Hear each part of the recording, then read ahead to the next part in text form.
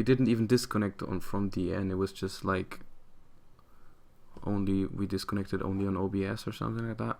Whatever, nothing happened. We just scooped because he destroyed us with Maxi into sick Monarch opening. We couldn't do anything.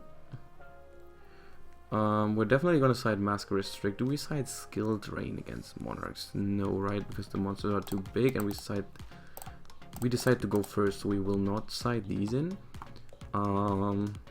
Far really important. What can we side out? Emptiness probably.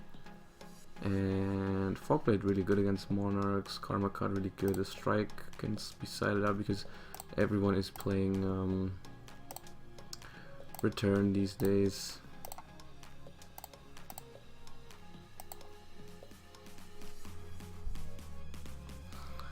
I think Pantheism should be limited. Yes, definitely.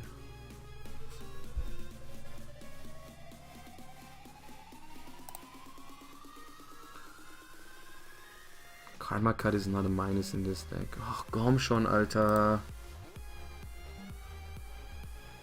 Ach, ey.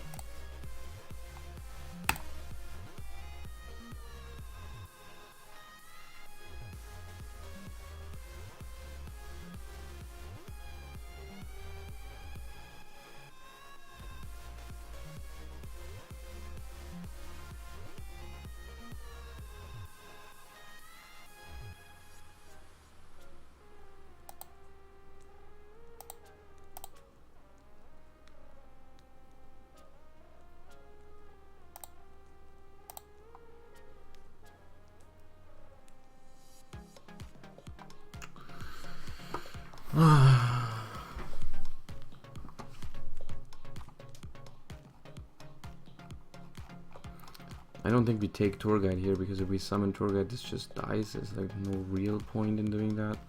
Unless we would draw another Burning Abyss, then it would be pretty good, but I think we just take Sir. Or the Fiendish Rhino, but no, Sir, I think. Or Graph, no Graph.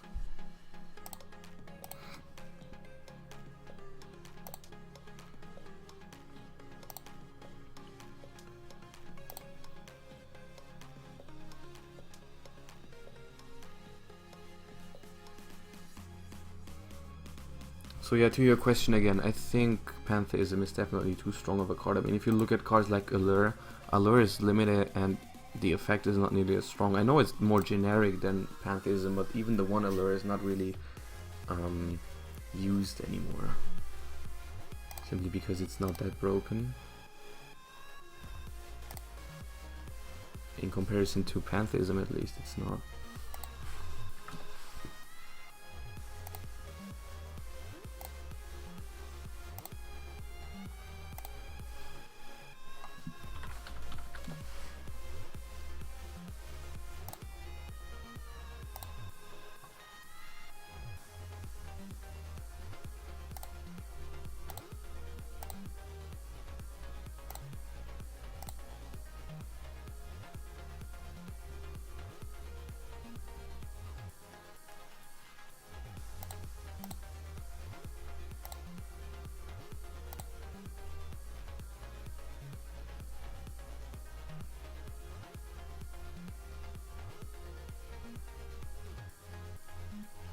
If this isn't something good, he's dead because he bricked, definitely. Like, just don't be Pantheism. Or Idea. Oh, he top decked something for Tenacity, okay. Okay, there's the Pantheism for him.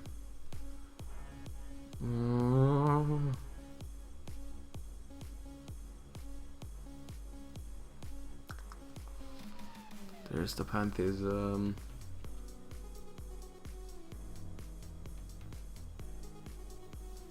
Please not Prime. There's the Prime.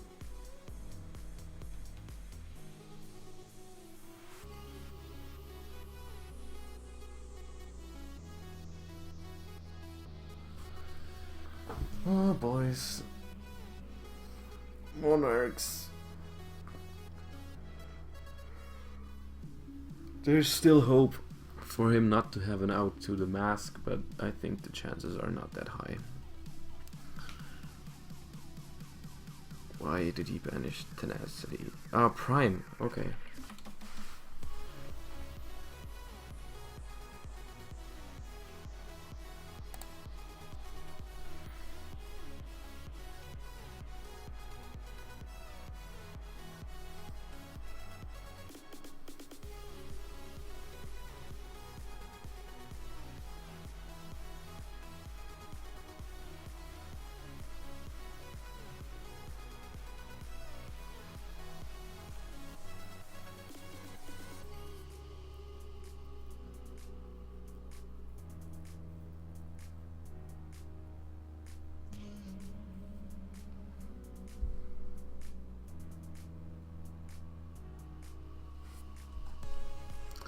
We're not gonna give him those, we're gonna give him a Prime.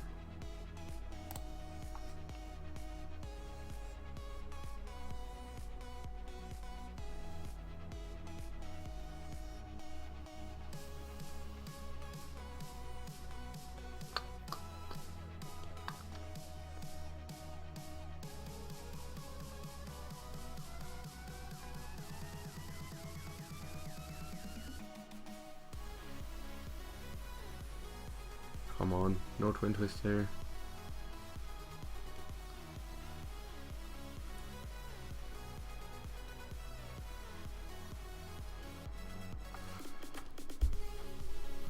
Idea, maybe to deck thin. Red bottle.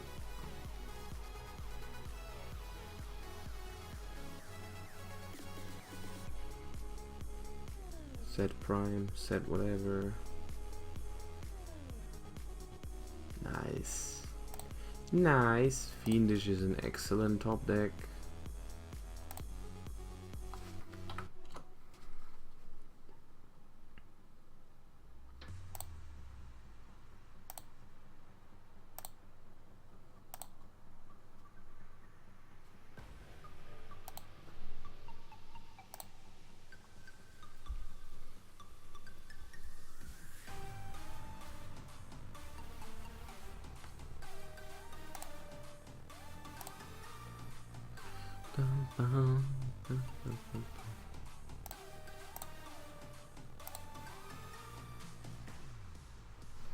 We can make Break Sword here.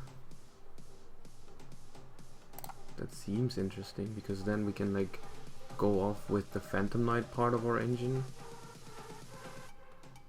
Even though we would miss out on both of these effects. No, we're going Dante. I changed my mind. We might go Break Sword after this one.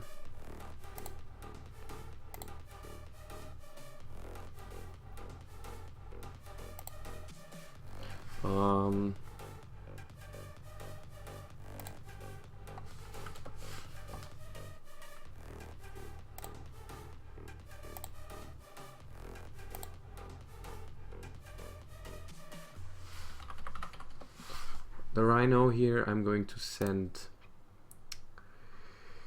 either Farfa or Skarm. I think Farfa is correct to banish his Prime on the board.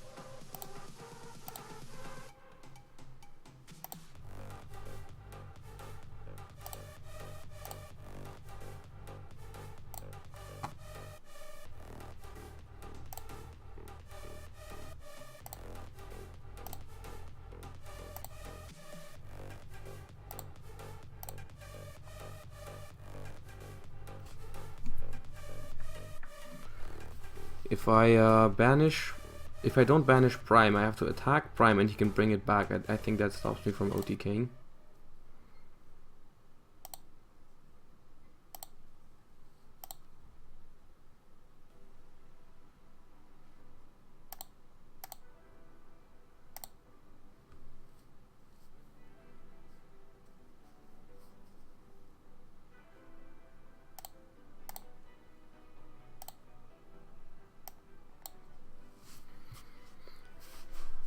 that stops me from OTKing, I'm pretty sure.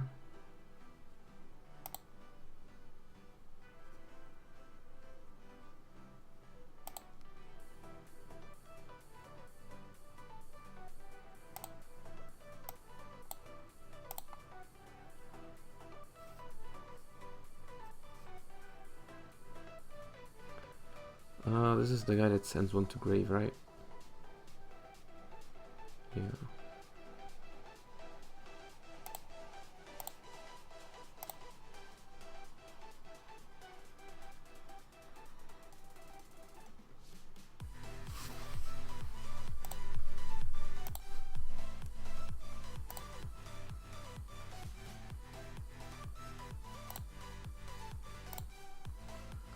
We have one more summon. Never. We're just gonna try and game him. There's not much that can happen, unless he's running Battle Fader. In which case I should have attacked with Key Beetle first.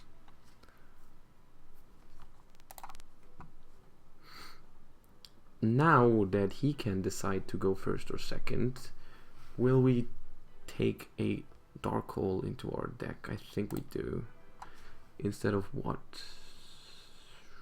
One Dark Hole? Or no? I mean, we still have double Farfa, right? Double Farfa and Karma Cuts. Maybe we take out the... No, we don't take out the wing, no. Necros was like one of the best formats we've ever had. I love the Necros. Necros is so great. So he decided to go first, like I thought. Yep. Our hand is... I mean, it's okay. We can make at least one Dante. So I'm not mad. But if he gets them set up with Domain, we are in some trouble. Even though we have Farfar, but we have no like efficient way to get it to the graveyard.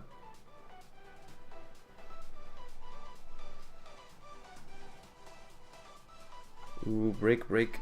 Nice. So here the question is, which route do we go? Do we go normal special or do we go reveal normal? Playing wise, this is the stronger one. But I think, because we know he plays Maxi, that we might want to try and bait it out. Which is exactly what I'm going to do.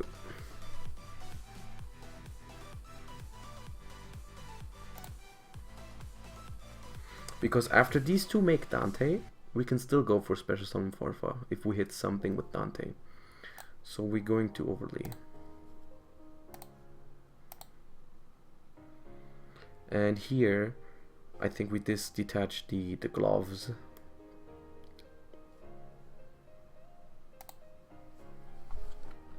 Three.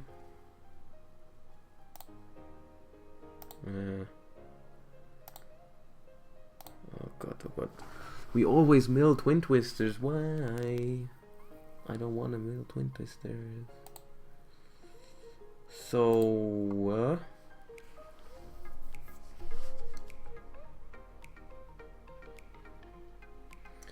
we decided to detach the wrong one here, looking back at it, but I think I would do it again. This way around, it's a little safer, I think. The question is, do we banish one to send something right now? We can send the Searcher, but we can also keep that effect. I think we sent the Searcher though. Oh, Dante goes to defense as well. Dante goes to defense. We could send this just to get another trap, like the wing, but I don't think the wing is too great against Monarchs. I mean, it's really bad. I'm just gonna keep it. I'm just gonna send it to grave immediately.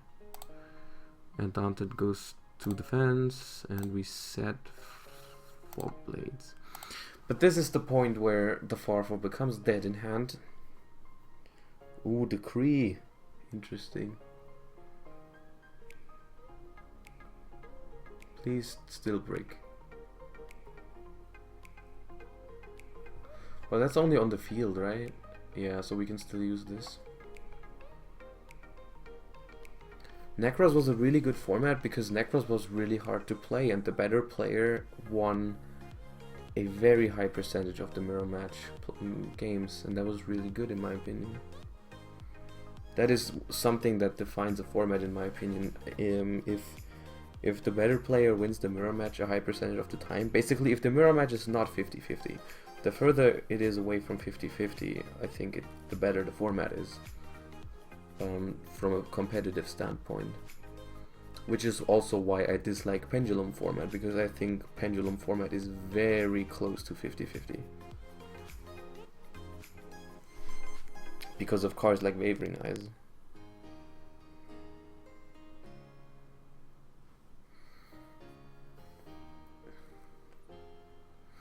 Because Wavering Eyes does like exactly the opposite. It makes the worst player win more games than he should. And he braked.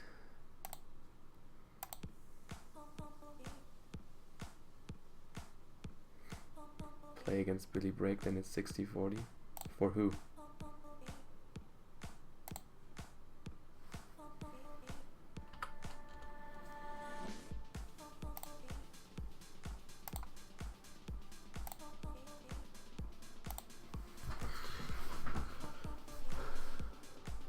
For Billy, if you say so, my man, if you say so.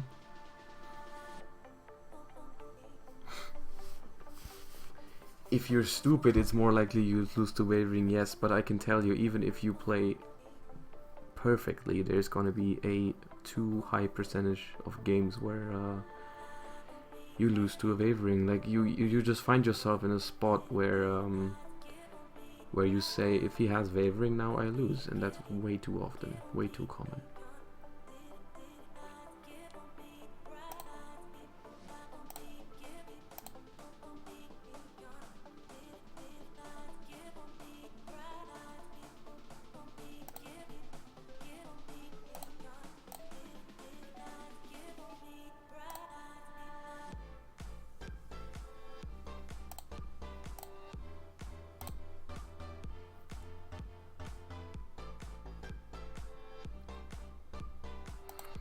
They should have kept Damage Juggler around. Well, Damage Juggler was good in that regard, that it could stop Wavering, but that still doesn't make the mirror much... Like, it doesn't make the mirror any more skillful, because Damage Juggler is still a card you can draw. It's nothing you can like play around or something like that. Or yeah, there's no real way to search Damage Juggler, at least not into your hand. And like, there was only Plush Fire to summon it, but it did help sometimes. You know, sometimes a good player could decide whether he wanted to like pendulum summon the Damage Juggler from his hand or keep it against Wavering Eyes, or sometimes the better players would also be able to figure out an OTK through an opponent's Damage Juggler. So in general, Damage Juggler was not bad for the game. And oh, I have to make Phantom be a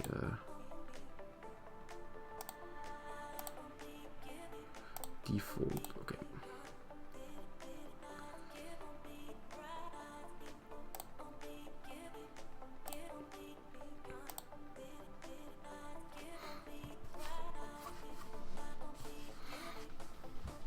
In general, I'm a fan of Damage Juggler as a card, but I do agree that the engine was too strong, even though I think banning Juggler and Plush Fire was a little bit too hard. I think, like, you could have kept Damage Juggler around, maybe just ban Plush Fire or something like that, or, but yeah.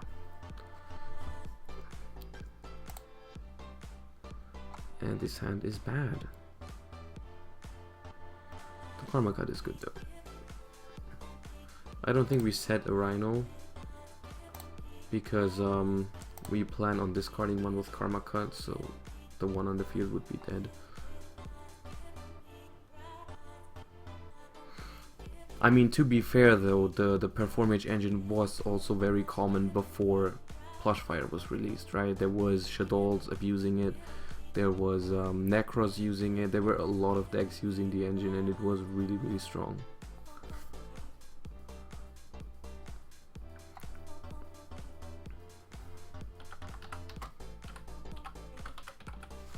We're gonna wait for him to say it. Confusion otherwise. Never luster.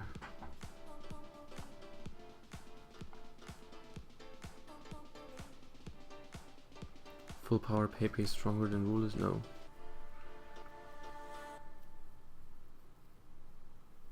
Because it's too centric around, like it's too centered around that one summon per turn, which rulers were not.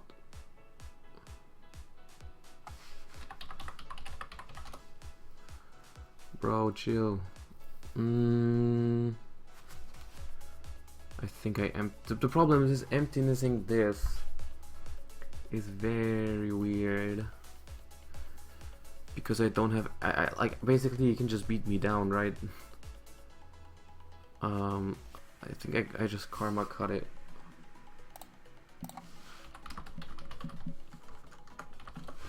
On rabbit.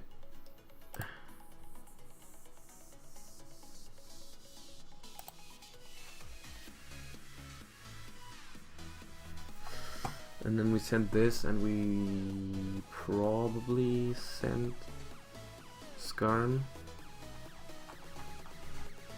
No.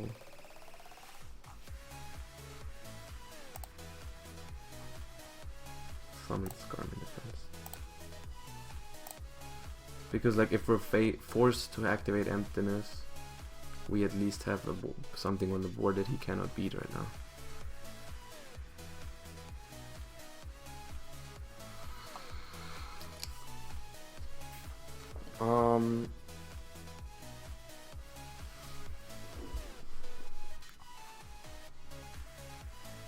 What would have to happen for Necros to be good again? I don't know, to be honest. Like, it depends on the rest of the format, on the strength of the other decks, of course. Like, if you want to find out what is the best deck of all time, you can obviously join the Cross Bandlist tournament at CCG Major Tour Stop Cologne. There will be a tournament where you can play any format you want. Like, you can play a deck from any format in the past. So like if you want to play 2012 Dragon Rules, you can play 2012 Dragon Rules. It was 2013 Dragon Rules, sorry, 2013. You can play that. So we had to Emptiness, but we are also blocked by that Emptiness.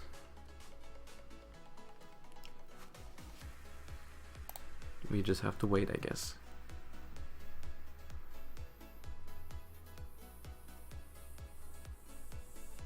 But if he gets to something like a Wavering Eyes or a Silver Claw, we probably lose. Even just a Silver Claw is probably enough.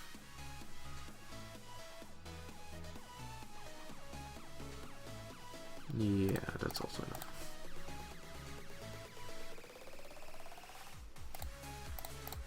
I think we actually go second with this kind of side deck.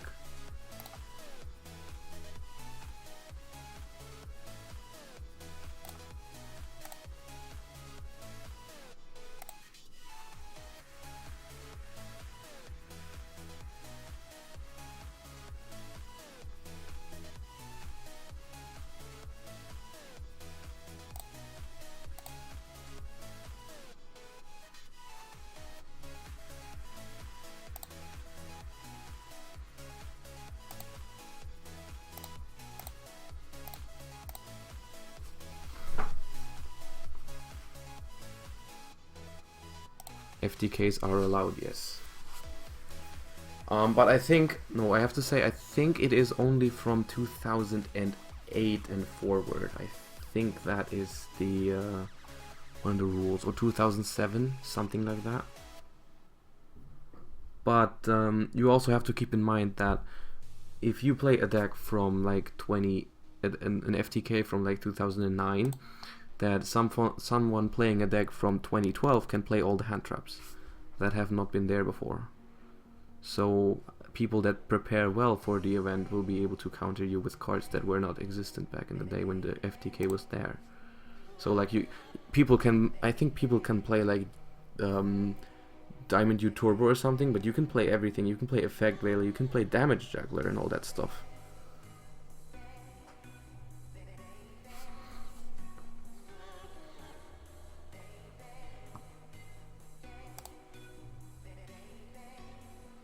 Ooh, he got Luster. He broke the Never Luster rule.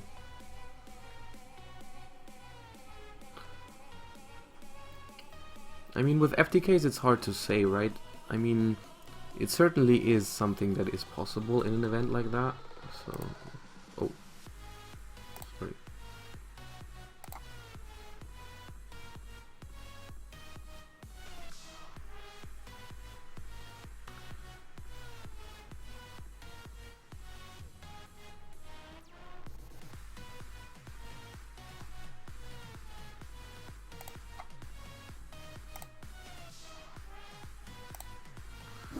This Dweller, it is not that annoying, to be honest with you. Really not. Because I'm just gonna run over it. I'm gonna miss one turn of graveyard effects, yeah, but after that. The only problem is that I have nothing. I have no protection next turn. That is what really bothers me. We'll start with Tour Guide.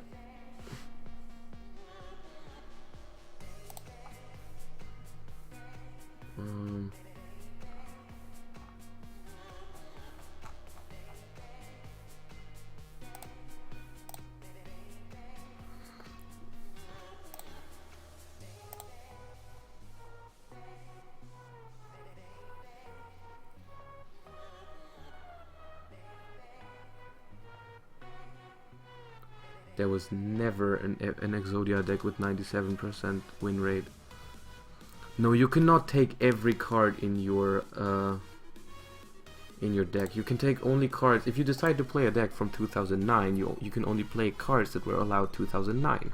I'm just saying, if you play an FTK from 2009, your opponent might be playing a deck from 2013 where you can have all the hand traps.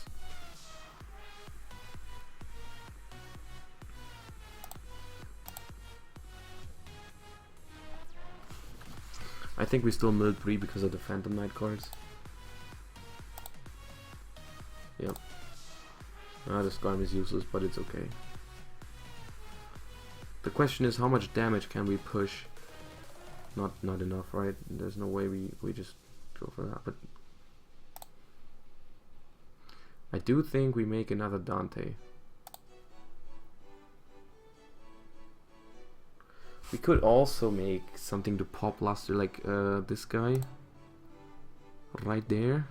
I think that's also correct.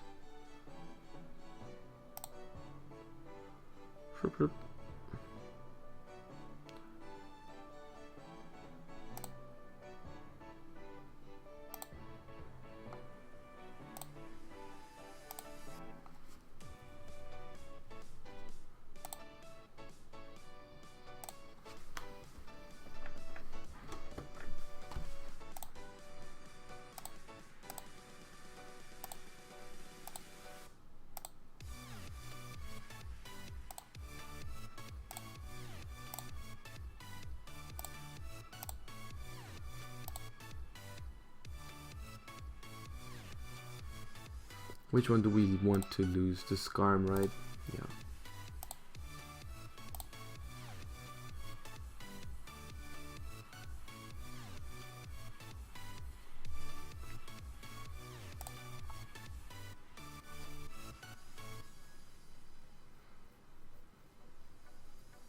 Yeah, Demok Recall had a high ratio. But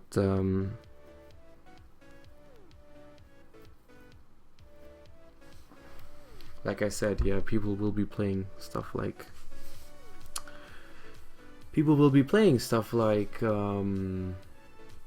Damage Juggler, Veiler, Crow, if they prepare for decks like these, which you should. and then suddenly it's definitely not 95% anymore. I didn't refer to any certain list when I said 2008, just like in theory.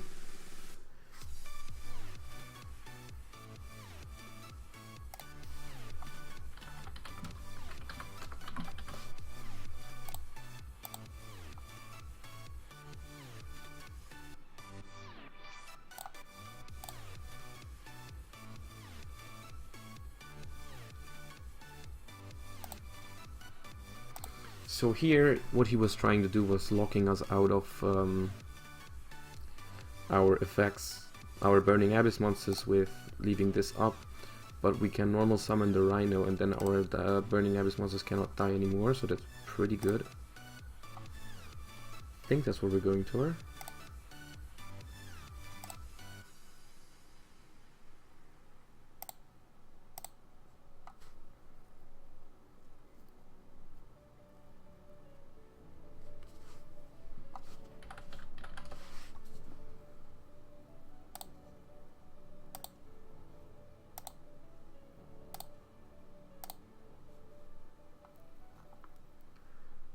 We just summon Farfa and win the game this turn.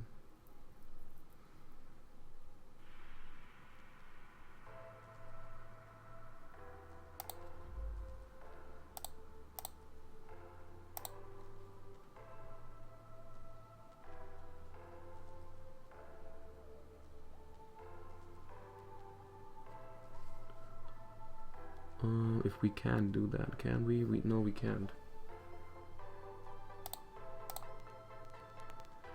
If we don't, we only need to hit any Phantom Knight trap or stuff like that, so it's fine.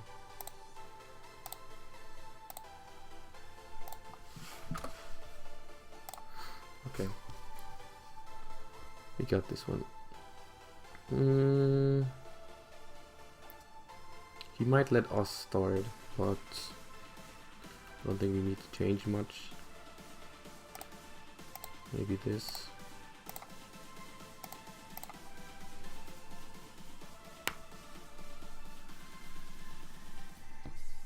We had one cross ban list event at the CCG Major Tour Stop in Lille. I do not know how many participants we had in this one, but the finals were Necros versus Spellbooks. So no FTKs won there. I don't know if any FTKs entered though. I don't know that for sure.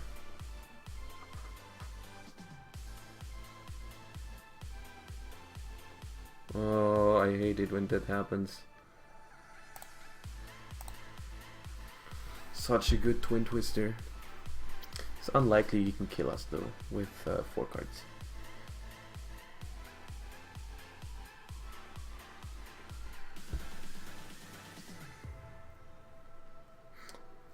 Yep.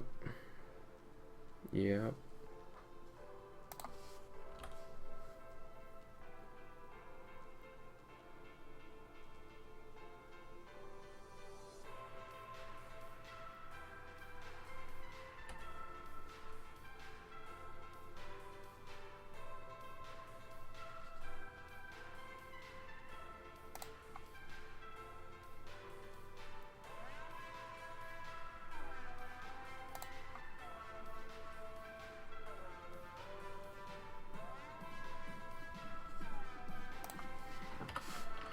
Taking the 3k here.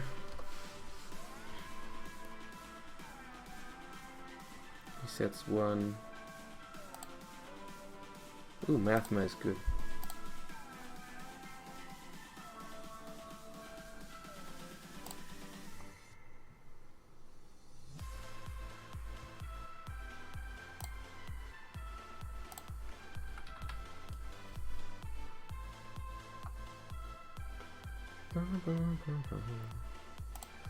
I think we just send Skarm. I don't see a point to send anything else, right? Skarm.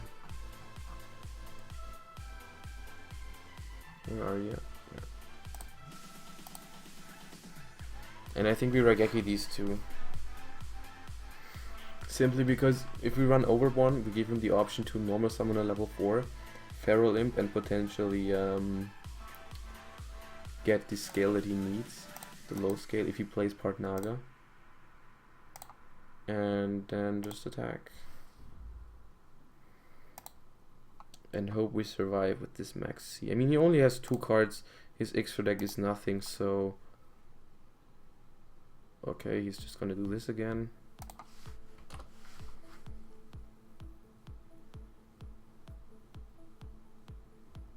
Oh, the face-off. I think we chain max C to this. And we forgot Scarm! Oh god, we forgot Scarm! Oh god, I was busy talking.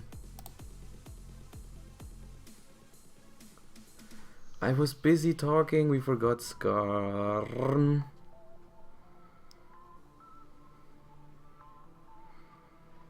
Man! We are so bad.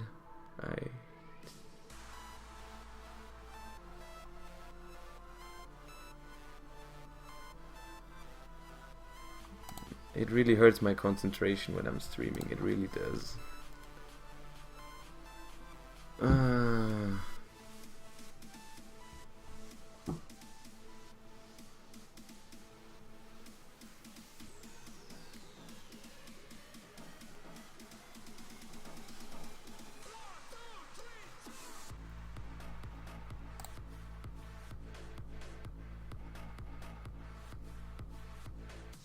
I think he's going to Dweller.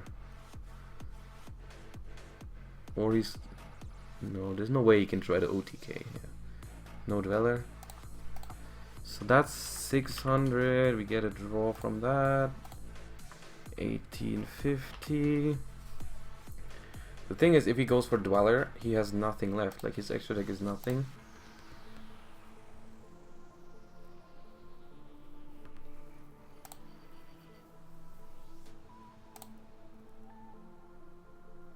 Oh yeah, 300 more because he had double Silver Claw.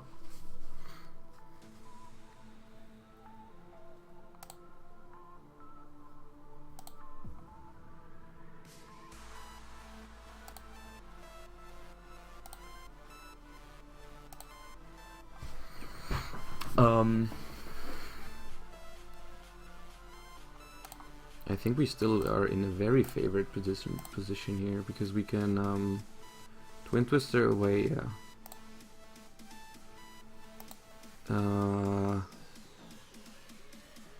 This and this.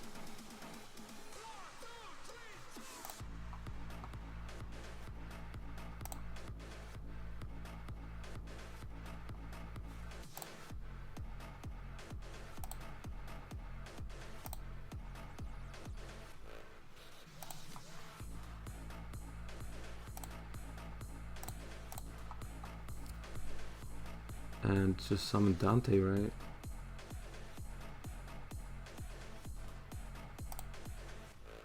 This time we're still gonna mill 3, even though the Dweller is active. We don't care, because we can mill the traps, so we will keep the Rhino underneath it.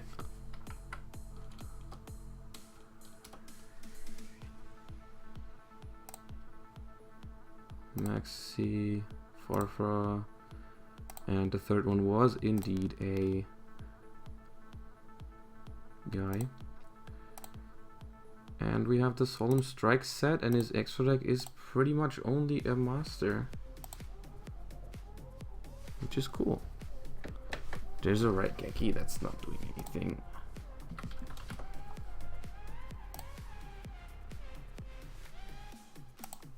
Who needs Scarm? No one needs Scarm.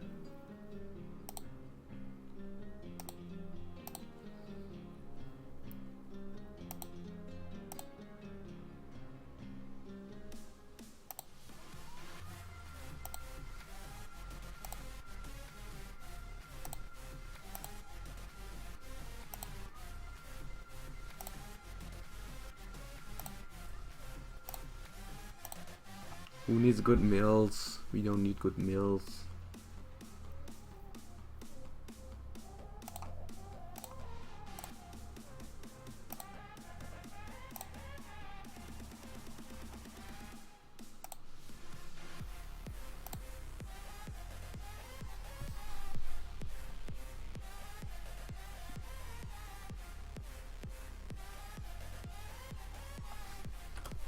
Okay.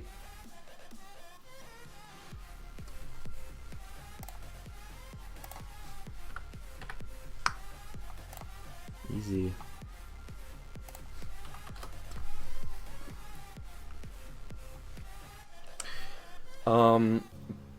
But to be honest, from what I'm noticing in these games, lastly, is that we are doing almost nothing in these games with the Phantom Knights. Or are we? Like, I'm seeing almost only Burning Abyss turns all the time, because Burning Abyss are a little more explosive. Or maybe we've just not been hitting Phantom Knights with Dante enough. But honestly, the biggest reason for us winning these games is this card right here. This card is so insane if you have good discards for it. Like, you know, like they decide to go first, they get hit by Twin Twister, and we are just immediately +2 because Twin Twister, like, we get a +1 by going second, and we get another +1 with Twin Twister, and they only have technically 3 cards to play with. And we get another Pendulum. That's a good start for him. And we had a subscriber, Killer Storm 1452. Welcome to CCG family.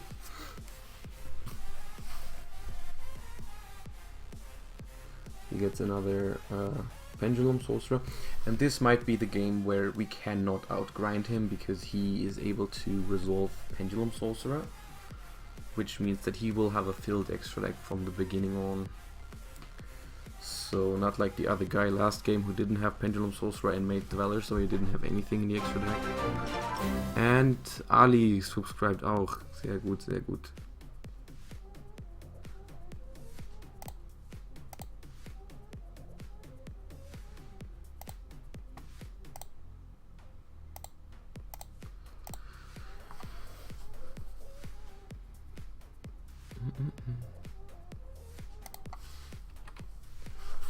But not the most insane turn for him either. Like, he gets the searches, yes, but he's not summoning that much. I hope we're gonna see 2 back rows, honestly. I hope those are 2 back rows. That would be nice. He's gonna go Guitar to Lizard Draw. Like, also one of the worst feelings ever that I had in Prague multiple times is when you open 2 strikes after Ariadne and you get Twin Twister. Like, Twin Twister is so devastating this format, it's not even funny.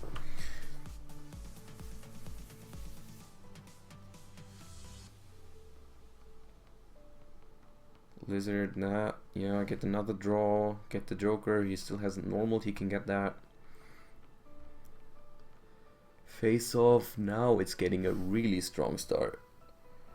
I hope he doesn't hit the Draco Slayer. 1, 2, 3, never Slayer, very nice, very nice. No Slayer. Because the Slayer would have meant that he could have done Dinoster. Dinoster would have potentially made my Twin Twister a lot worse.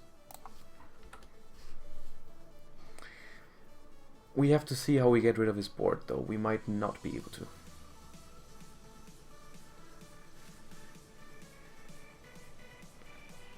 Never set 2 cards in this format only. If you... Nah, there's not only one or 3, that's not correct. You don't always have 3 traps, and setting only 1 strike if you have 2 is just not correct. Like, if you set 1 strike instead of getting Twin Twistered, you're just getting Direwolf, because Direwolf is way more common. There's Majester. So we're still gonna see a Dinoster, but yeah, no. Yep. We're still gonna see a Dinoster, but not, he's not gonna be able to do anything with this.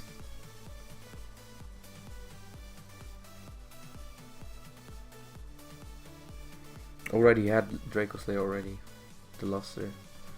So he is going to be able to XYZ with this, probably also Rough Laser. That start is insane.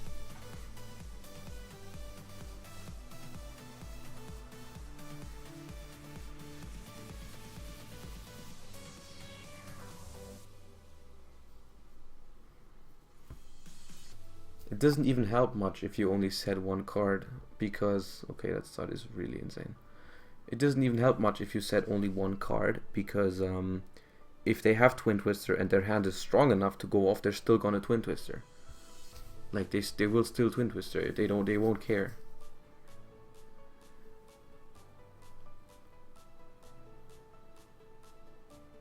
The chance that he has Twin Twister is not too high. It is not.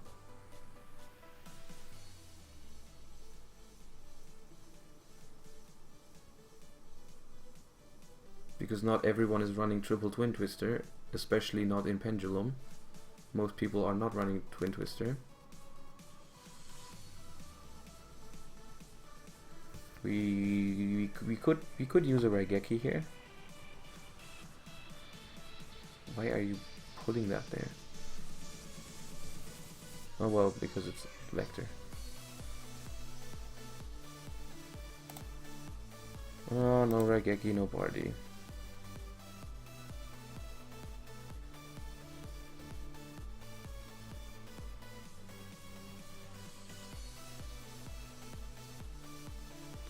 This thing is really good against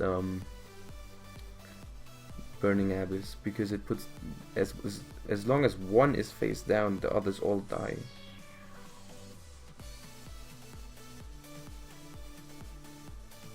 Yeah. There's no way we can survive the next one. We're not gonna show him which deck we are.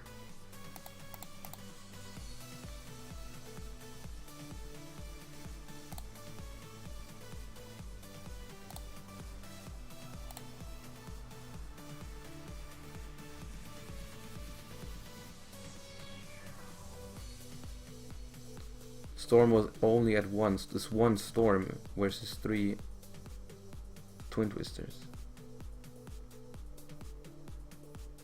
Like, well, in Storm format you also set 2 Solemns most of the time. It also depends on the number of MSTs on. Like, how often did you get Direwolfed by Instant Fusion Norden in Storm format? Tell me that.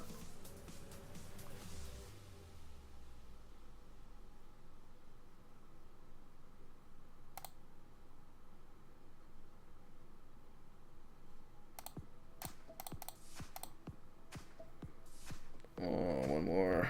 Farfa.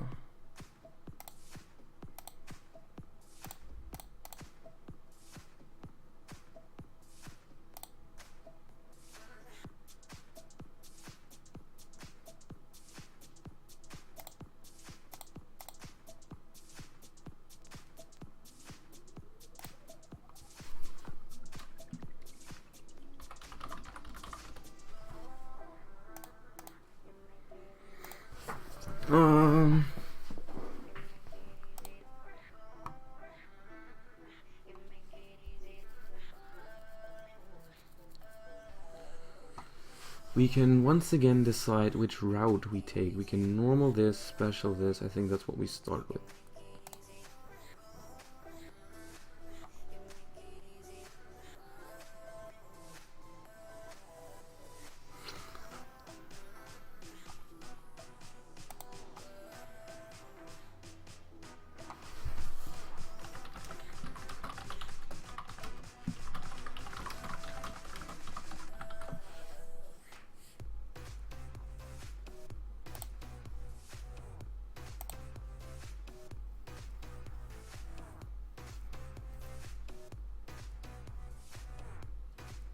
Now he maxes, that's interesting.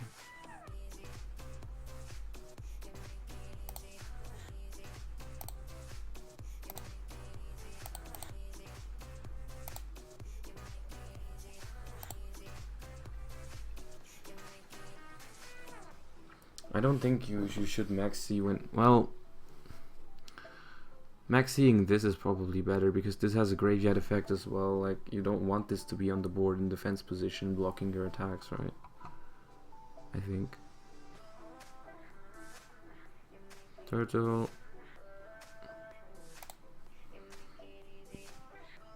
Wizard. I'm trying to think if we maxi. I don't think we should maxi this because his plays are most likely not going to be that strong anyways. I think we should keep Maxi for when we have a solid board to protect it. Like, the worst thing that can happen is Pendulum Summon 1 and then it's Sorcerer, but we can negate Sorcerer. So it's fine, I think. I don't want to drop Maxi on this.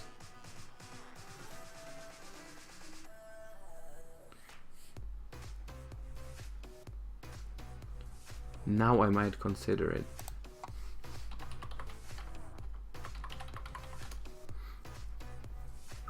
Because now his back row is also gone. Yeah, I think now we Maxi.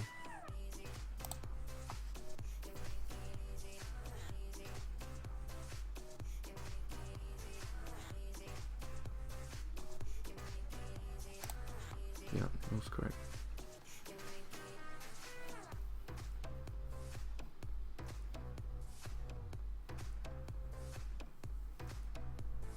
We'll probably get one more card because he's gonna make Dweller.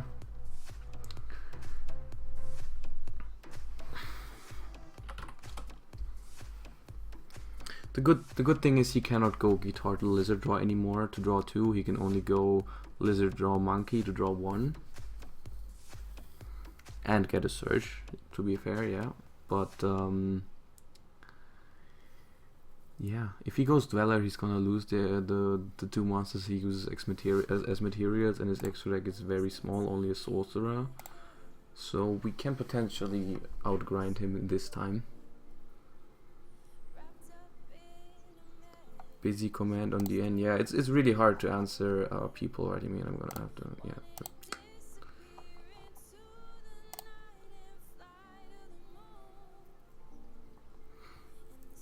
Like while streaming, I have like messages on my phone. I usually can't answer those.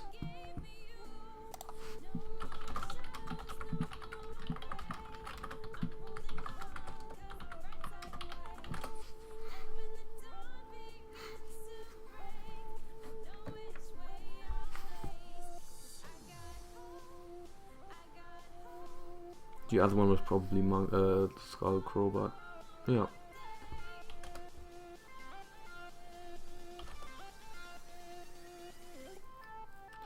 So we're not gonna die this turn for sure. We're gonna face a Dweller, I think, which gives us another draw, and then he will get another draw from Lizard Draw. Unless that's some kind of back row, we will be good to go next turn. He searches a Guitar Toe, which is weird. It's a weird decision to search a Guitar Toe as this high scale, because putting a Guitar Toe there will not give him any draw, and Guitar Toe is not good as a high scale when you cannot get the draw with it. You would rather have a Silver Claw because that gives you a boost, and it's very good if you destroy Silver Claw with Pendulum Sorcerer, of course.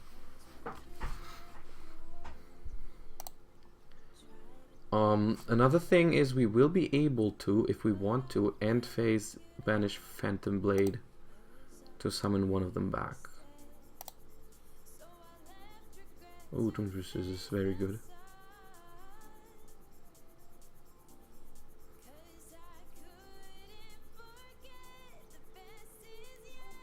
Twin Twisters is really good because if he drew back row, we will be able to pop it. And if he didn't, we will be able to pop both of his scales, and he will be like he's gonna go Guitar Till Monkey board, and he's gonna cry when we play Twin Twister. He's gonna cry, like real tears, real tears.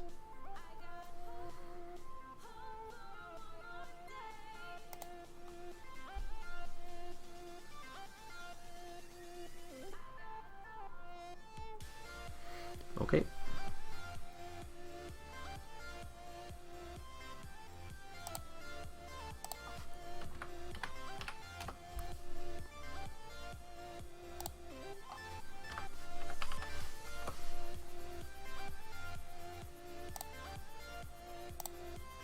So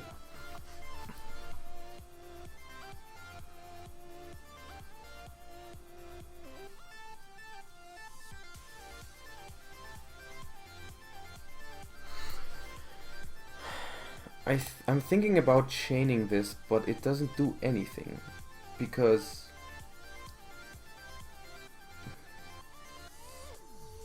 oh, it does.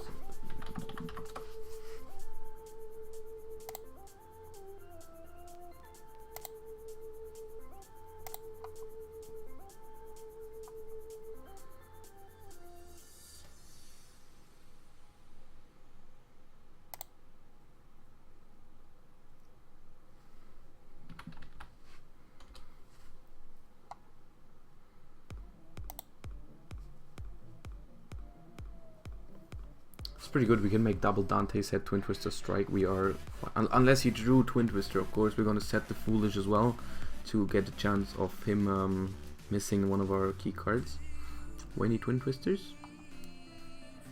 And I think we grab a Graph.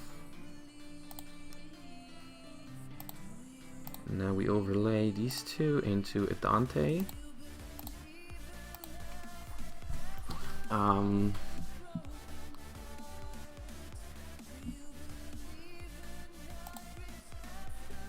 Three. It may seem like a waste to go 3 under Dweller, but I feel like when you have Phantom Knight traps in the deck, you should just do that.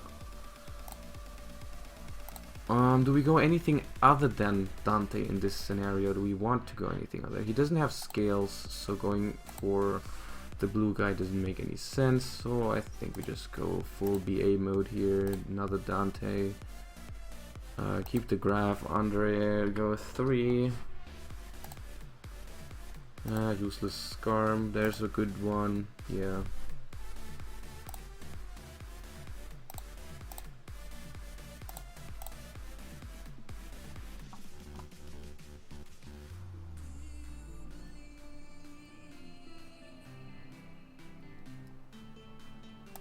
So we have to prepare for Twin Twister on his end, so we're gonna set the Foolish as well. Oh, and the Dantes go to defense.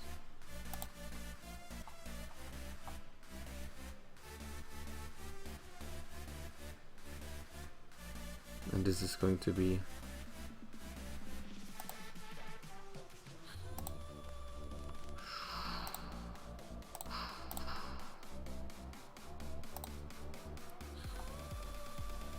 like the actual dream is exactly this.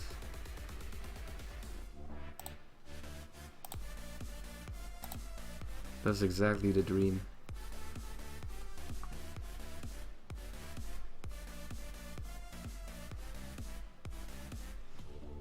Like that was so GG, so much GG in one turn.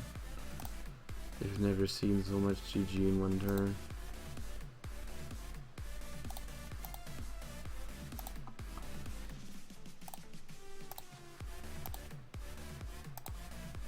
Yeah, we got him.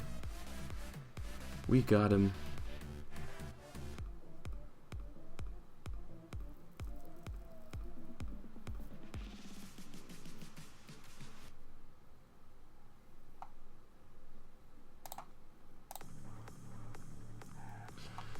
It really is like El Macubi said, if you really cannot play around Strike, what are you gonna do? Like you have to Twin Twister. That is mostly the case in Pepe, because Pepe only has that one pendulum summon per turn. It's impossible to like often it's impossible to do different plays to force out the back row. My rating is like 1k something, and that is why Instant Fusion sucks in that deck. He goes for a king here to get his high scale probably. Yep, fine. Our hand is not good, but it is also not bad. It depends on how big his board will be at the end of this first turn, and that is not good for us. The thing is, if he establishes a big board now, we can't deal with it, but later on we can deal with any of his pendulum summons with the strikes. Like if we would get a Dark Hole, for example, we would probably win this game because we could Dark Hole the board that he makes now and then strike away the rest that comes back after that. Or Twin Twister the scales away. Either way. There's a Vector, there's the pendulum summon, please no Sorcerer. Yes. Ah, he teased us with the Sorcerer.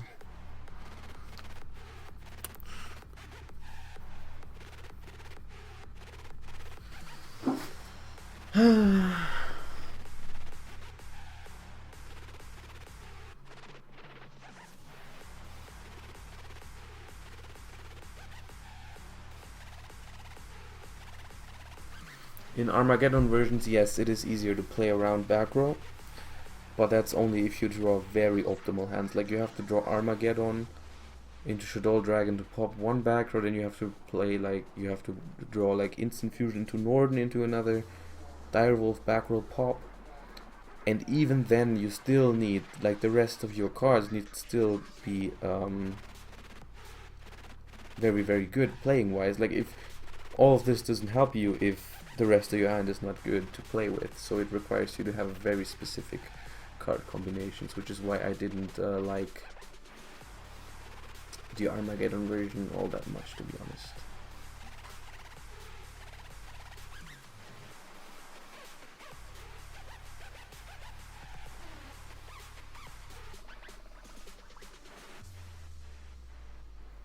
Soul Charge to recover from Solemns, yeah, but it sounds easier in theory than it actually is. I played Soul Charge, but like it's only a one-off. But I wouldn't even play Twin Twister, honestly. I played one Twin Twister in Prague, and the thing is, even though the card is really good in theory, as a combo deck, you just cannot afford to have a discard in your deck. The discard is just too bad.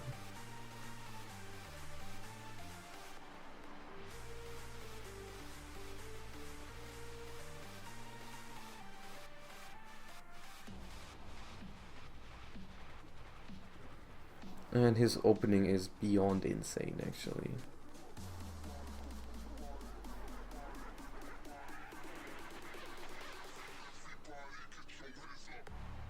Play 7 tools.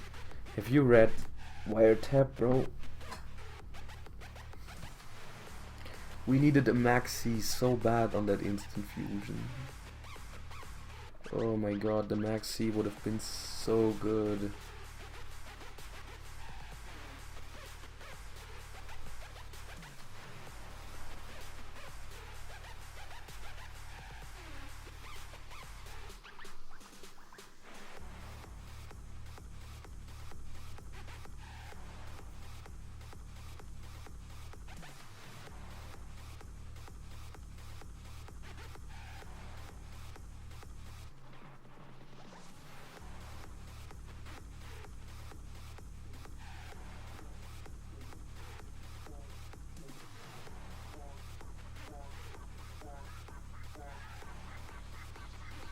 Mm-hmm.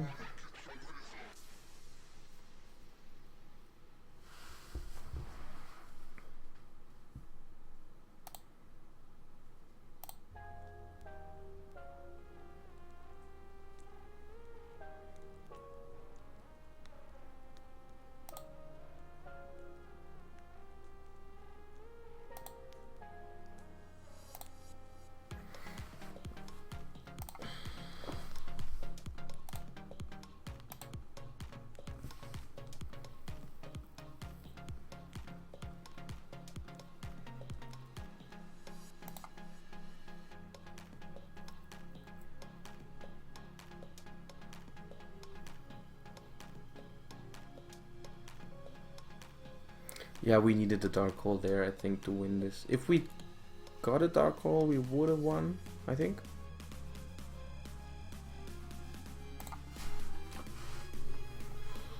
I'm just gonna see if we survive.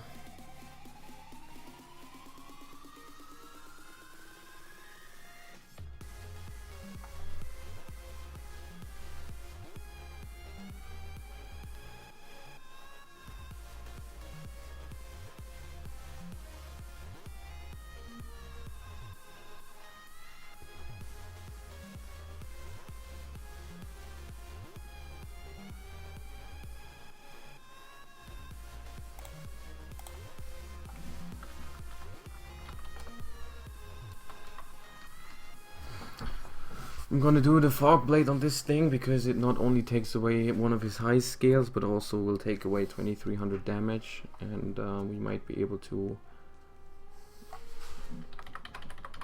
I think we Twin Twister these two because it's like both of them are terrible for him to have in his extra deck.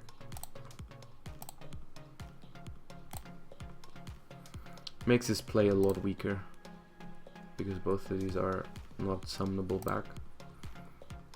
So What we hope to do here is we hope to strike his pendulum if he will even go for it, and then we will hopefully be able to play something with the Foolish next turn and Solemn striking the Dweller.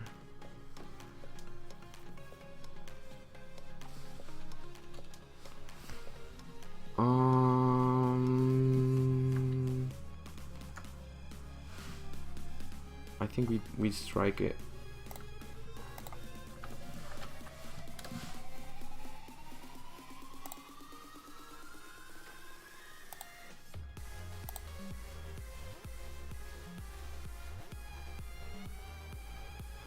The reason we strike it is because unless he has scales,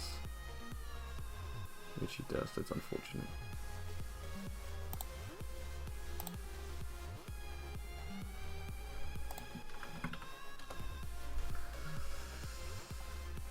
So we have to use the second strike again. I was hoping we did not have to use the second strike.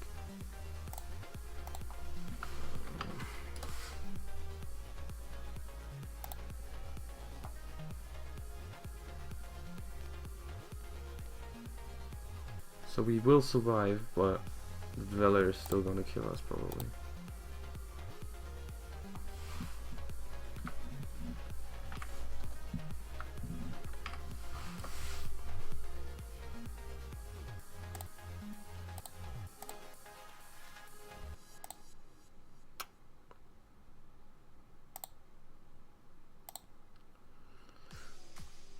Yeah.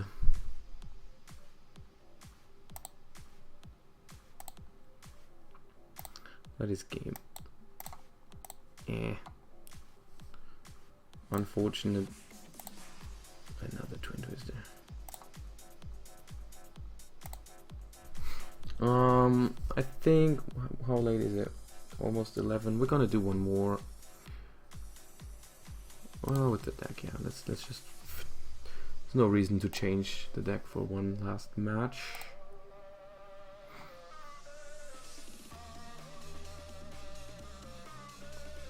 Denko is not a floodgate. Denko is a very good card for the game. Denko is very healthy. Denko is very healthy for the game.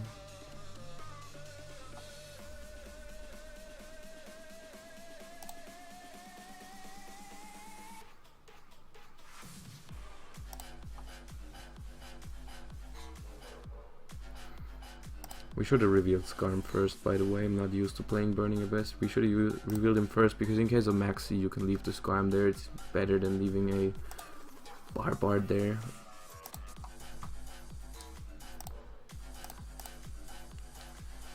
And we don't detach the Skarm here.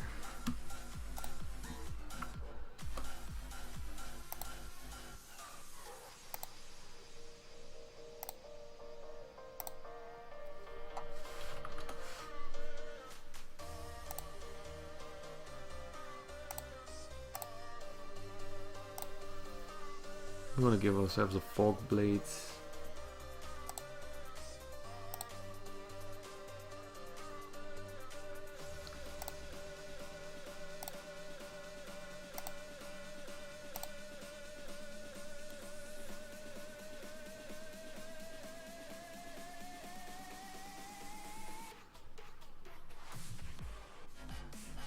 I mean, Denko is definitely good for the game because it beats something that is bad for the game, which is people setting 4.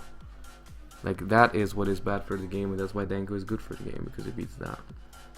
It's as easy as that. 2. No, just 1.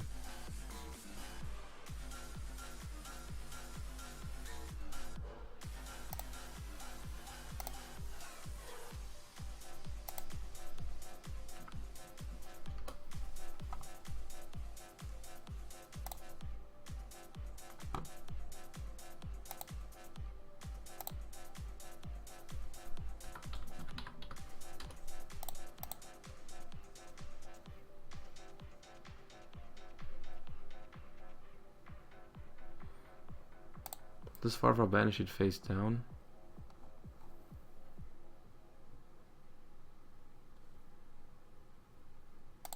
might. I don't know. I'm not gonna ask him.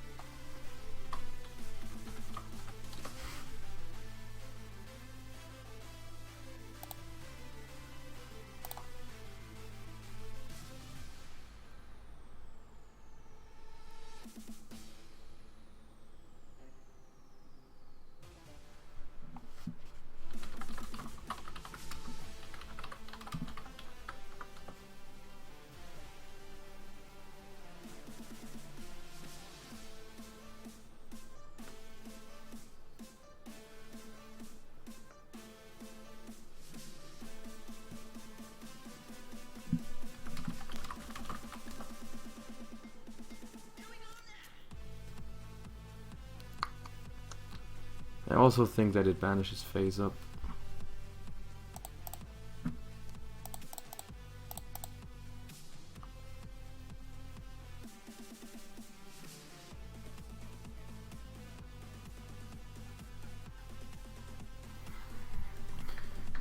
Come on.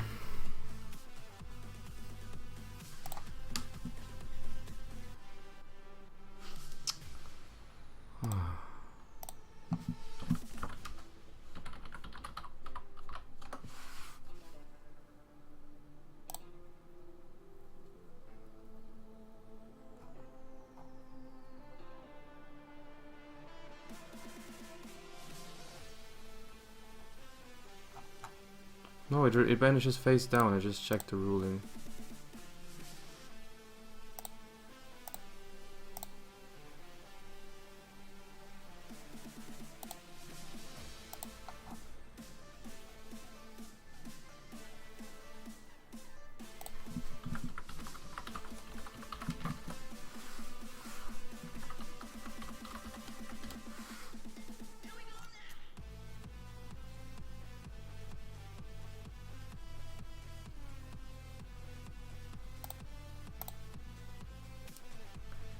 No, he was correct about that one.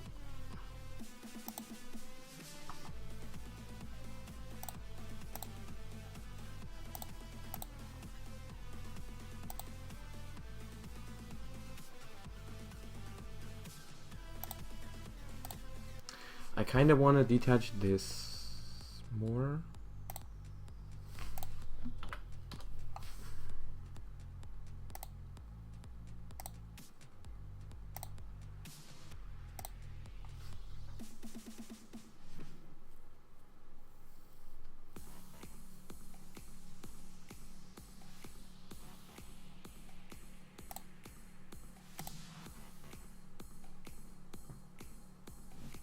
We cannot go for game, sadly, because we're only able to summon one of those back with this.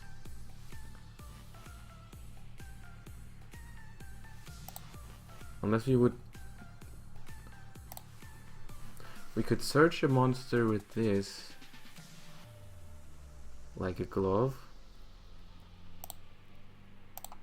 I'm gonna do that. I'm gonna do that. We don't need to know. Bam.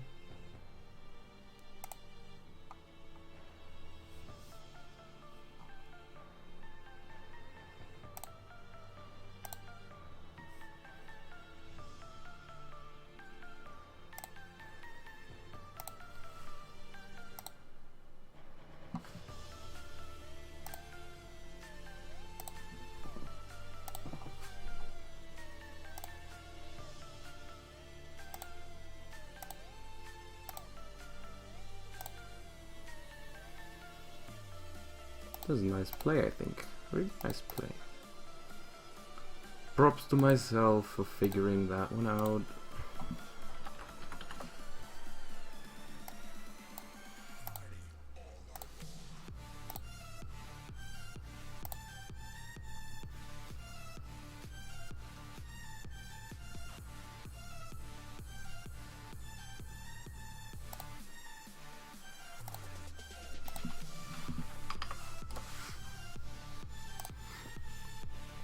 No problem.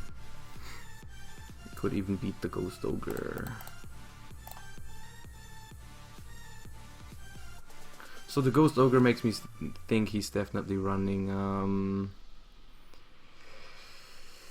the normal version with teleports and stuff. So I think Raigeki is actually pretty good against that. Maybe even Dark Hole. I think the mirror match was actually the deck we played the most, to be honest. No, we had more than one. The first one was a mirror match, and then there was at least one more. And I think there was also another guy with Burning Abyss in there as well, like in the mix. Siding out a Libic, doing that very often. I think Karma Cut is exceptionally good against this deck, so I'm gonna keep it.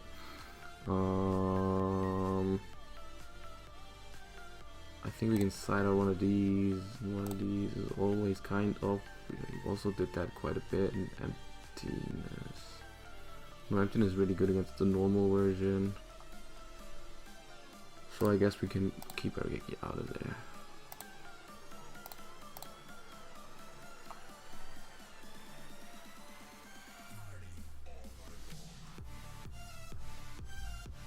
And he decides to go first this time.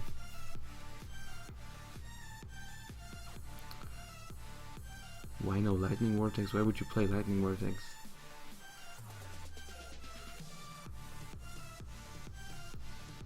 It's fun, fair, and diverse. Yeah, I think that's actually a good description for it.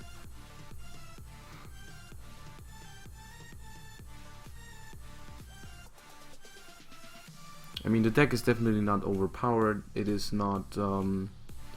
It is good. Yeah. So, and he milled quite well there. That will allow him to make a second Dante, definitely. Yeah, it's a cool deck. It's not overpowered. It's fair. Yeah. I think that's why people like it. It's also, after you've like learned it a little bit, it also gets kind of simple.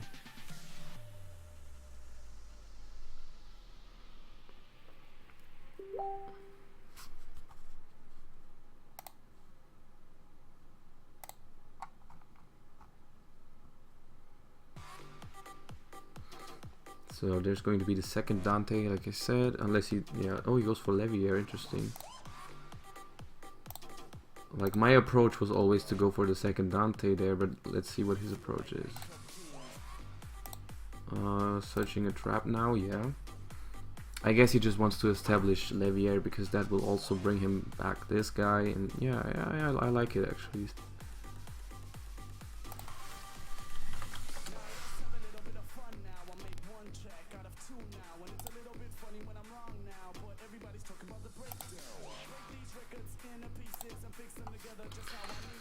So we're just gonna start with some Burning Abyss special summons. That's definitely an advantage of Burning Abyss over the pure version. If you have multiple Burning Abyss, you can go off even harder, whereas if you draw multiple Phantom Knights, it's actually sucking.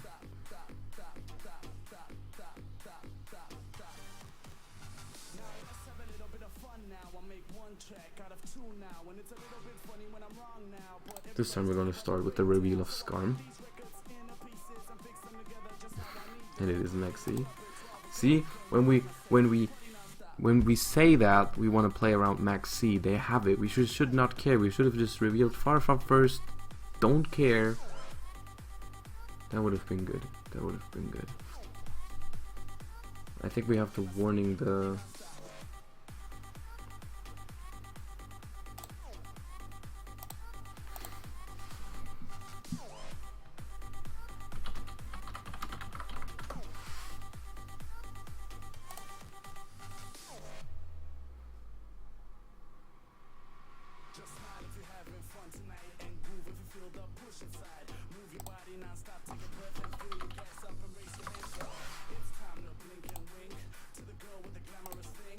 I think we have the warding Leviair, it's too strong, but we lose this one, it's over.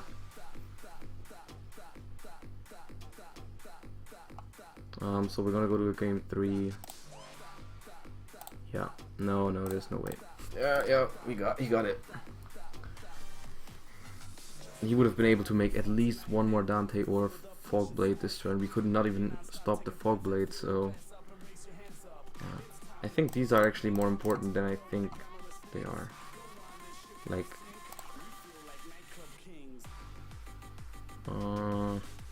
Farfar maybe, Farfar doesn't seem that important. And emptiness. I go first.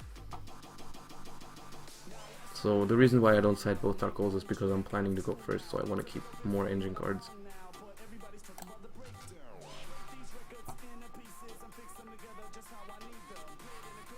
Tour Guide, wow, this is a really good hand.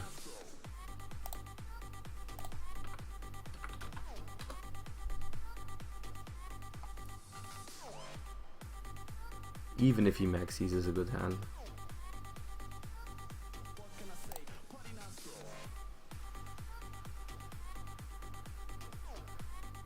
Oh wait, but okay. Now he maxes. Like 2 hours later, it's fine. Skarm. Set 3 pass, seems good.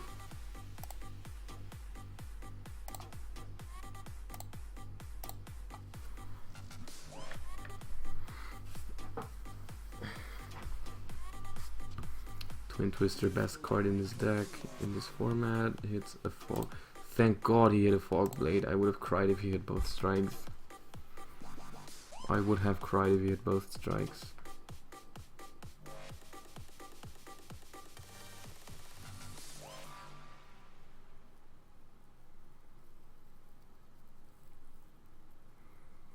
Ragged Gloves, Teleport. That is also a very good hand, like opening with Maxi to interrupt me and then have Twin Twister and Teleport and probably even more to come.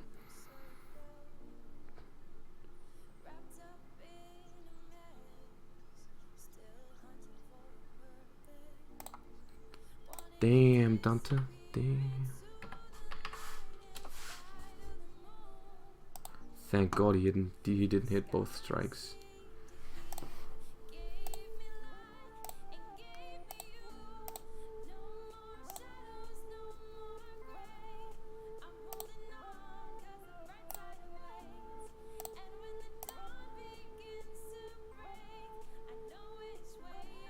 No strike, please.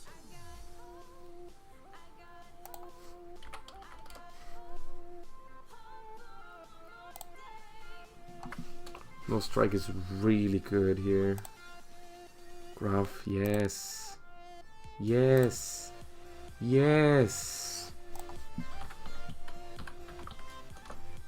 This is how it feels to chew 5 gum, my friends.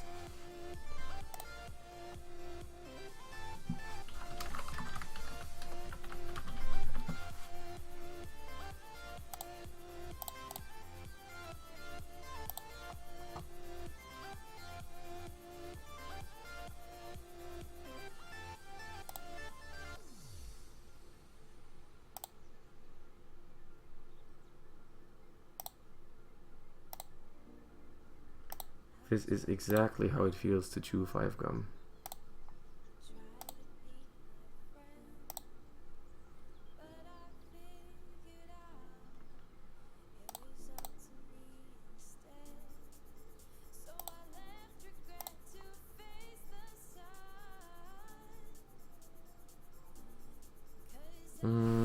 I don't know if a second Dante is good enough here. Or, no, yeah.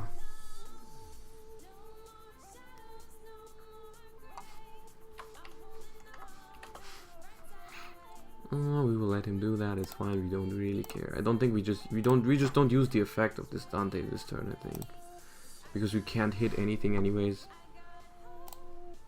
We still haven't normaled, so we can still go for some plays here. Well, that makes me want to go with Dante anyways. Yeah. 3.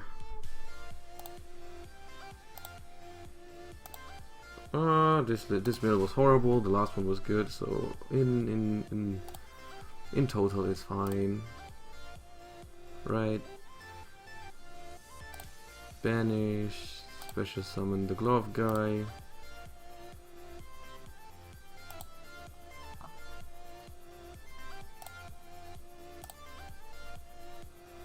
Silent boot.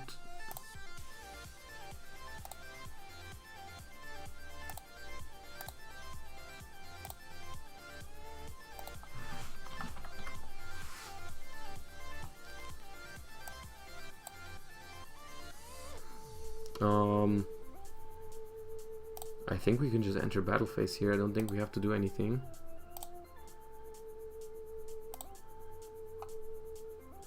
We're probably gonna get fog bladed.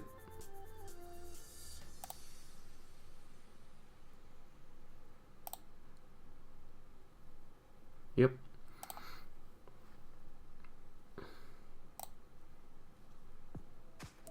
We don't have Downerd in this version. I like Downerd. I don't know why the version didn't play Downerd.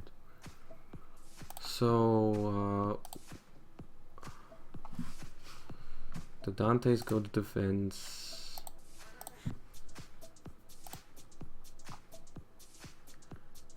And we will just get ourselves another back row. Probably a fog blade, yeah.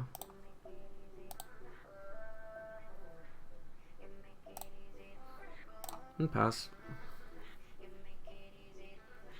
I mean, Downerd is not even that great here because this guy on the board is still really powerful because he has the effect to bring two guys back. So I'm not afraid. And I forgot Scarm again. I just noticed.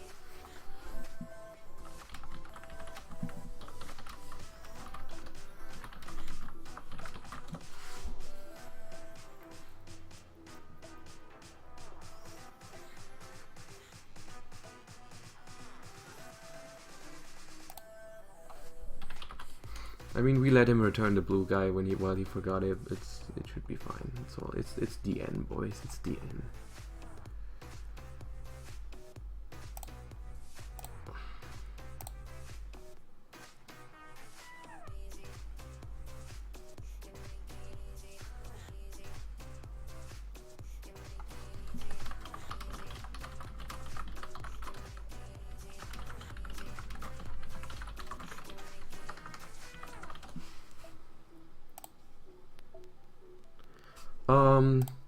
This is not so bad.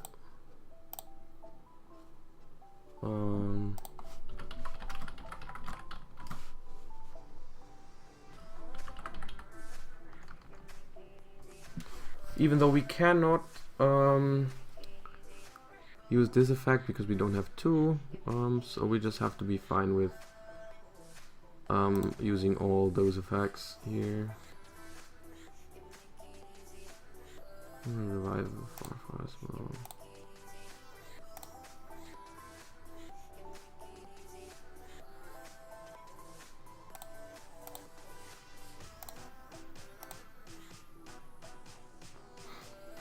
Yes, I will be giving feedback to both of these decks in the end of the stream, so after this match I will be doing that.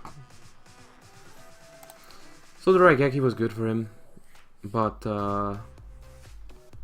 we still in a pretty good position because we have that fog blade to stop anything he's doing, and we have a bunch of BAs. So as long as that back row is gone, we can just go off like crazy.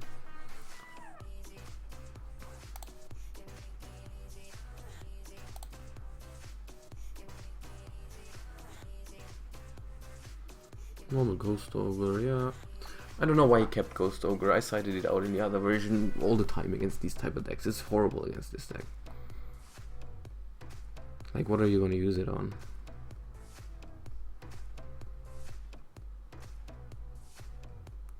And even here, he's going to go Dante, yes. But does it matter?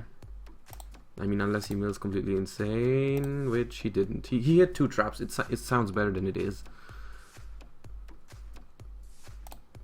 Yeah.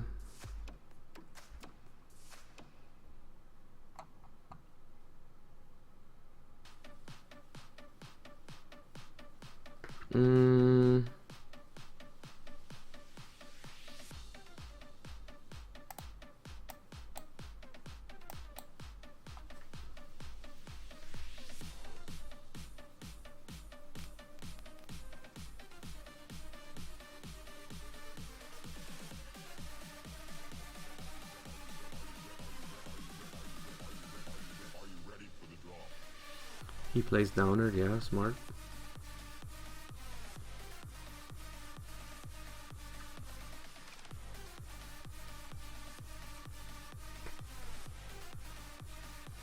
So this thing is at 33.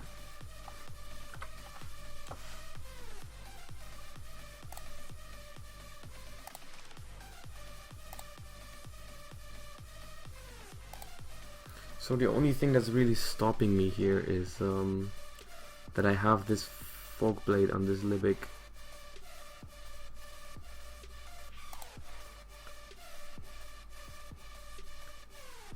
So I guess I just normal summon one of these.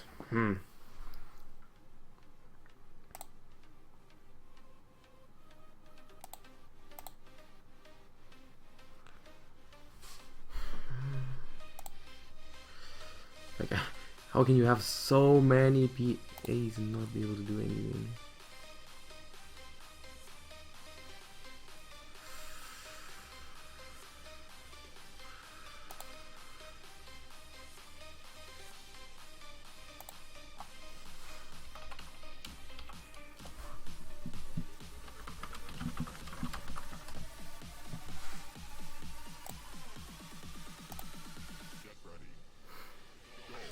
Maybe he's watching the stream. If you do, shout out. So he's saying I have game, so I have to get rid of this fog blade, I think. It depends on my extra deck. Well, I'm not running Nightmare Shark if you're referring to that. Even though I don't see a way to boost Nightmare Shark to 3k.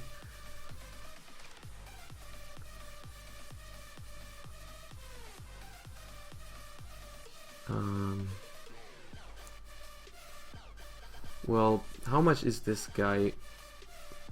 Where is he? This guy, if I target down here. Oh, that's a lot. Okay.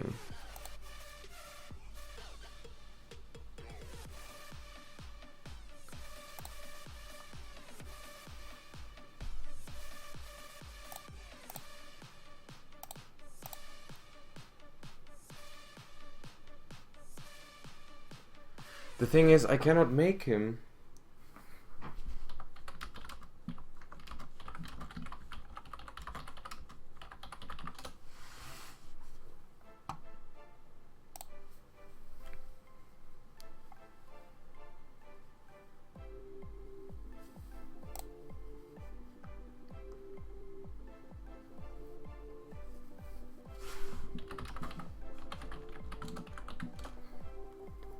Ah.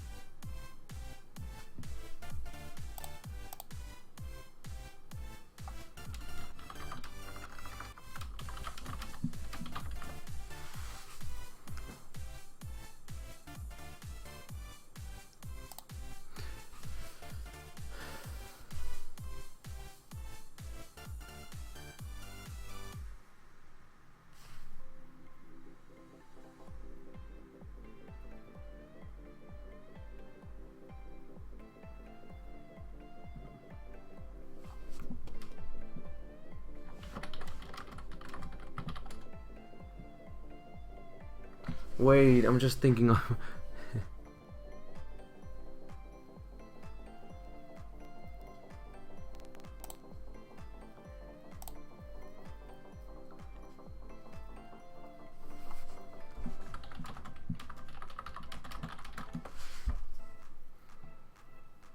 I think I got it. I think I got it.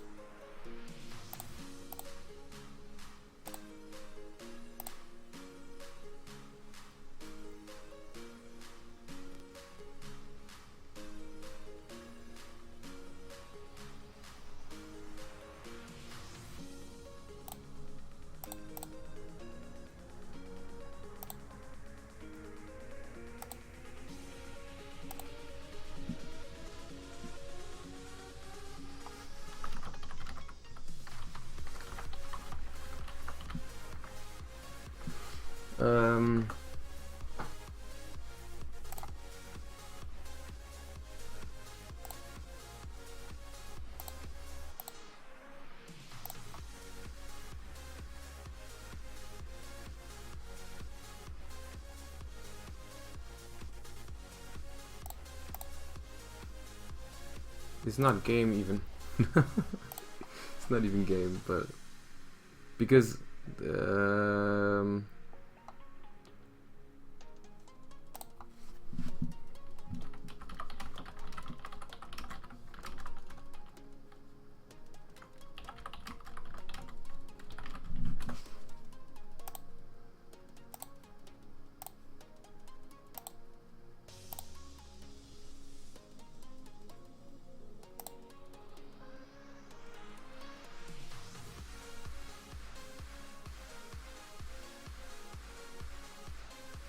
he betrayed me. It's not even game.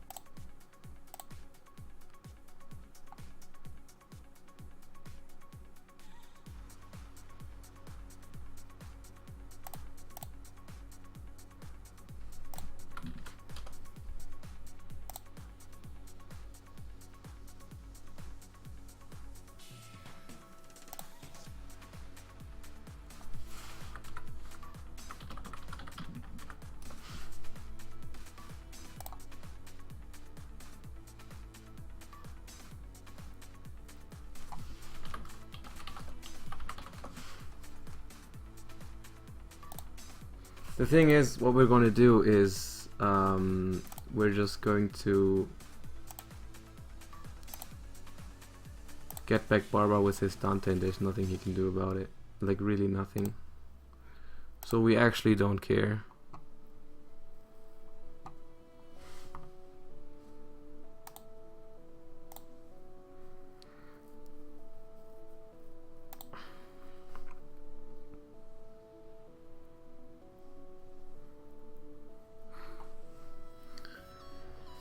Couldn't you normal Barbara? No, I had to normal summon Sir to get back the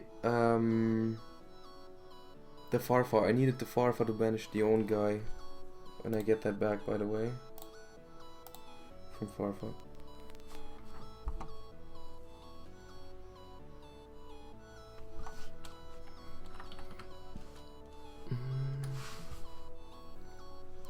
I mean, the thing is, I could have probably done a lot of things differently. I was just under the impression that I could just go for Downerd and game him.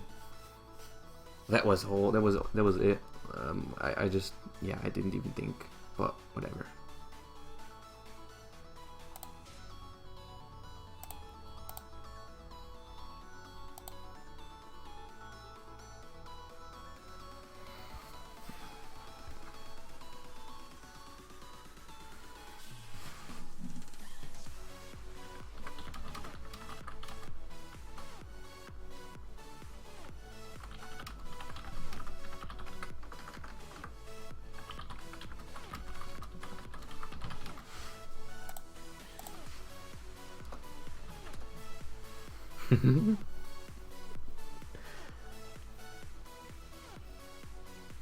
Okay, so the start of the turn was really good. I think the move with the Farfa is really good, and I think it leads to a victory somehow. I just don't know how. Like,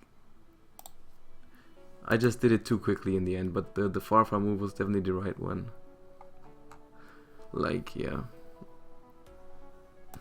Whatever, we won. So yeah, we've actually been kind of successful with the deck. I think we lost like 2 matches or maybe 3 in the whole stream.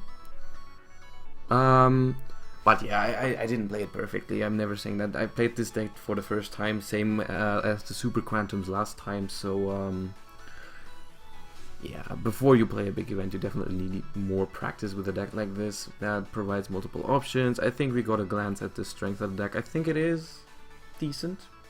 Both versions are decent. Honestly, the pure one, it felt not as strong somehow. It felt weird, because even though the graveyard's effects of these guys are really, really good, they are kind of limited for what they can do in a single turn, because themselves, right, they have like almost no special summoning from hand included. Like, they are really focused on drawing cards like Terror Top and Teleport. Otherwise you're really limited in your options unless you really mill like a boss, like really well. And milling good in this deck is a lot harder than in Burning Abyss, because it has a lot less targets for milling. And I think, wait a second, I put in the wrong dice. That's this dice. It's this dice. Yeah, but either way, this deck is cool. But I think so. And then for this deck, it was a lot more successful because of the BA things. But the question I'm asking myself is, isn't it better to just go full BA in that regard? Especially when Beatrice is coming out in, what is it, 1 week? It might just be better to go full BA. Because that will give you room to add cards like Horn of Heaven, more discard traps, Dark Holes and Raigekis. I'm not sure. Overall, the deck was cool. I don't know if it is able to beat Pendulum and Cosmo consistently enough. We did beat Cosmo, or didn't we? No, we didn't. We won game 1, but we lost the other 2. It can beat Cosmo, definitely. It can also beat Pepe. We beat Pepe 1 match. We also lost 1 match the other time, but it can sometimes outgrind Pepe, especially with Twin Twisters. Twin Twisters in general, the best card in this deck, honestly, in both decks, because being able to Twin Twister with good discarding options is insane. So yeah, overall I think the decks are cool. I think they are around like tier 1.5 to tier 2, not tier 1. But if you want to have some fun and play some of these decks, and it will be fine. They're definitely not bad choices. Beatrice is, I'm gonna show you real quick so I don't mess this up. Beatrice is, you XYZ summon it by using a Burning Abyss monster from your hand as a cost to discard, and then you overlay it over Dante. You can also overlay it over Diffusion Dante technically, but that doesn't matter. And then once per turn, except during the turn it was summoned, you can detach one expensive hero from this card, send 1 card from your deck to the graveyard. Notice that this is completely generic, you can send any card. So there's even potential to combine it with any other graveyard effect in the game that you like. And so that's pretty good. And if it's destroyed by battle or card effect sent to the graveyard, you can special summon 1 Burning Abyss monster from your extra deck, ignoring its summon condition. So basically it will spawn another Dante, or I don't know if you will actually play. Because of that, you might actually play a Dante, a Malacoda, or a Virgil. I don't know what their effects are. Let's check that. Cannot be targeted by opponent's card effect once per turn. Yeah, just send 1 Burning Abyss. Oh, this is also pretty good. You probably use that as well if you use Beatrice. Takes up a lot of exotic space.